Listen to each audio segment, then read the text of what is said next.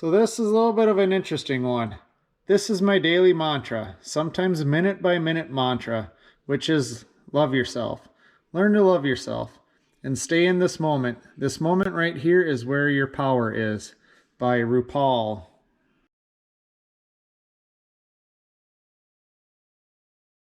I was out here dinking around with the Mustang. Wish I would have pulled the GoPro out, but I was doing some work on this before.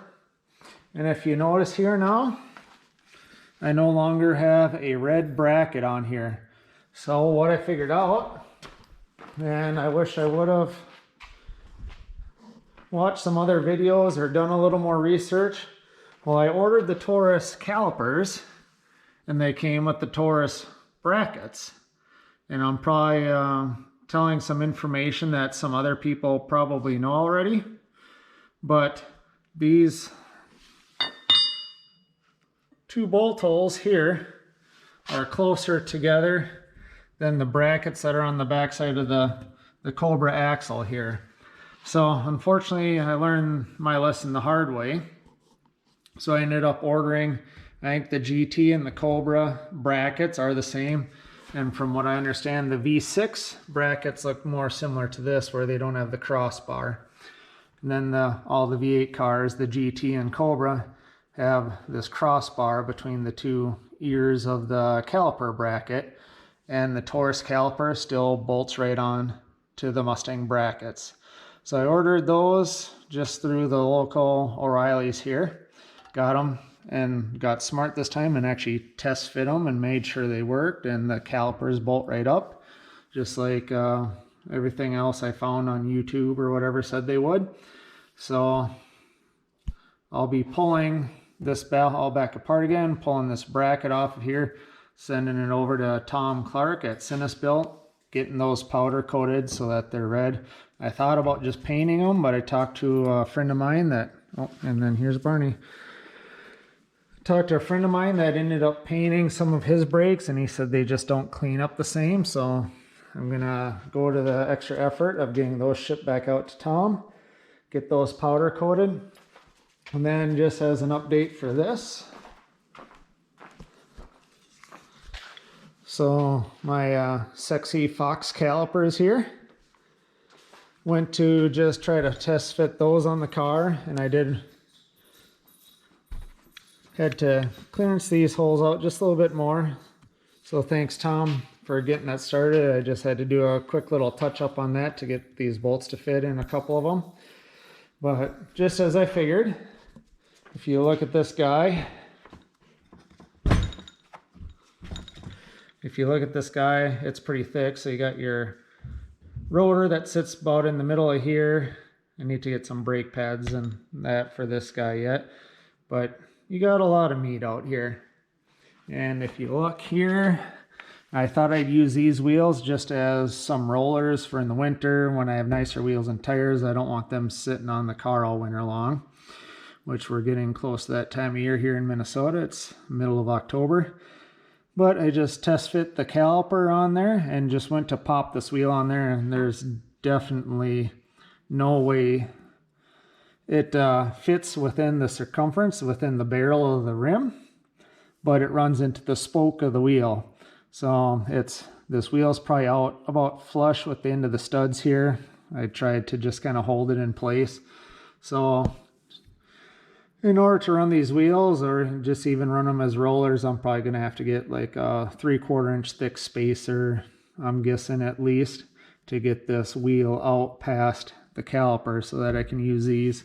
I thought I'd leave these wheels on for the first test run of the car when I get it all together, but we'll kind of see how that goes. So I'm going to pop that caliper off, get those brackets off, or that bracket off, along with the one that I didn't install in the car yet, and get these out to my buddy Tom and get those powder coated and continue to piece this car back together.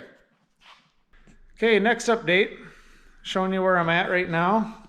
I thought I'd see what I could do about getting those nice Fox Brembo calipers on here.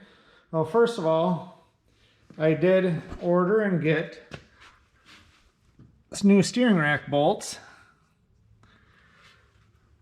So I got the steering rack mounted properly now. I noticed it was squirting fluid out of here, so I just stuck some rags in there.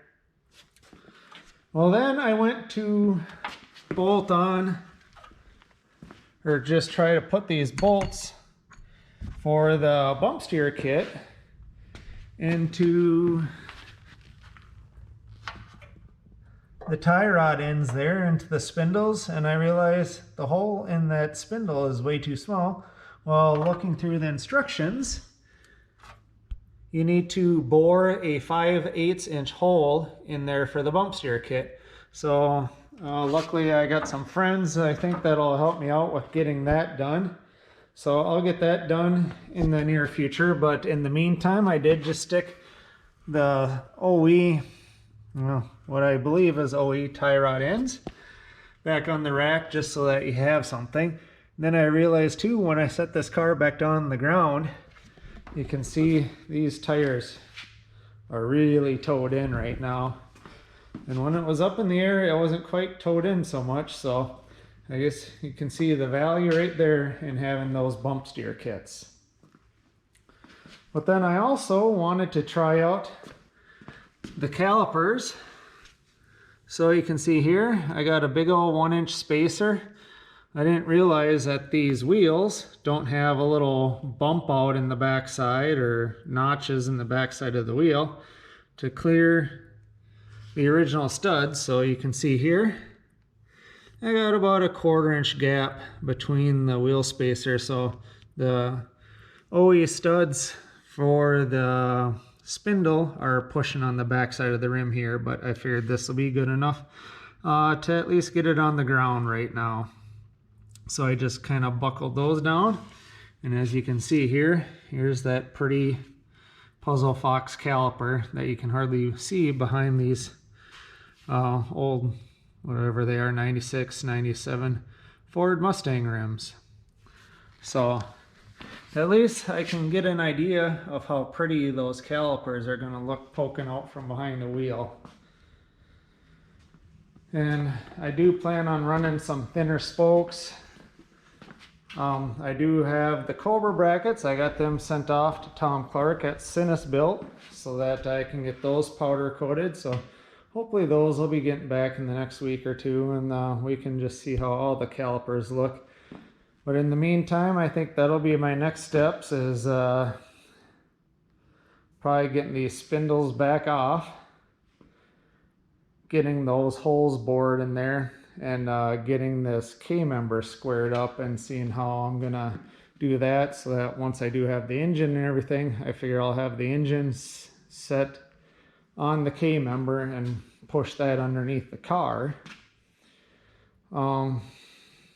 So we'll see how that goes, how I can make that happen and not have to worry about squaring up that K-member with a big heavy engine on it.